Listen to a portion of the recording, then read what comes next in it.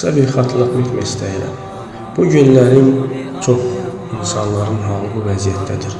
Bunu müşahidə etdiyim üçün bunu bir xatırlatma olaraq demək istəyirəm. Bugün sosial şəbəkələr çox inkişaf etmişdir və hər kəs hər ağzı olan danışır təbii ki. Hər kəs bir kanal açmış, YouTube kanalı olsun və digər kanallar olsun açıb və orada dini təbliğatlar aparırlar. Və qıraqdan bunu izləyən insanların da bu problemini müşahidə etmişəm. Bir insan çıxır ortaya, başlayır bir dəvət aparmağa. Əqidə qurur və onu özünə görə dəliləndirməyə, bəzəməyə çalışır ətrafını və avam təbəqələr olaraq da bizlər bunu izləyirik və təəssüf ki, Allahın qoruduqları müstəsna onların fitnəsinə düşürük. Və belə bir sual gəldi ağlıma ki, ünvanlayayım sizlərə. Düşünün ki, sizin böyük miqdarda pulunuz var. Çox da böyük miqdar demirəm heç. 5.000, 10.000 civarında deyək. Və biri çıxır ortaya başlayır sizə danışmağa və deyir ki, əlinizdə olan o pulu mənə əmanət edə bilərsiniz.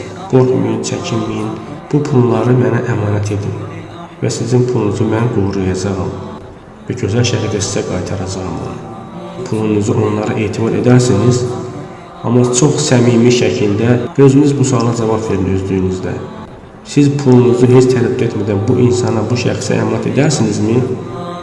Mən düşünürəm ki, əsla etməzsiniz. Çünki deyərsiniz ki, mən bu şəxsi tanımıram, etibarlıdırmı, deyilmi bilmirəm. Bəs necə olur ki, dünyalıq məsələdə siz ona əmanət etmədiyiniz bir şeyi, axirəti olan bir məsələni, ən önəmli, ən dəyərli olan imanınızı o şəxslərə etibar edirsiniz? Necə olur bu? Necə olur ki, çıxıb hər danışan ağza qulaq asırsınız və onların sözünə etimad edirsiniz, güvənirsiniz və əqidənizi onların danışdıqları üzərə qurursunuz və dininizi o cür yaşayırsınız. Çox xahiş edirəm ki, özünüzə bu sualı verin. Başqa çox şey danışmaq istəyirəm. Və sonra deyin, nə qədər səmimisiniz?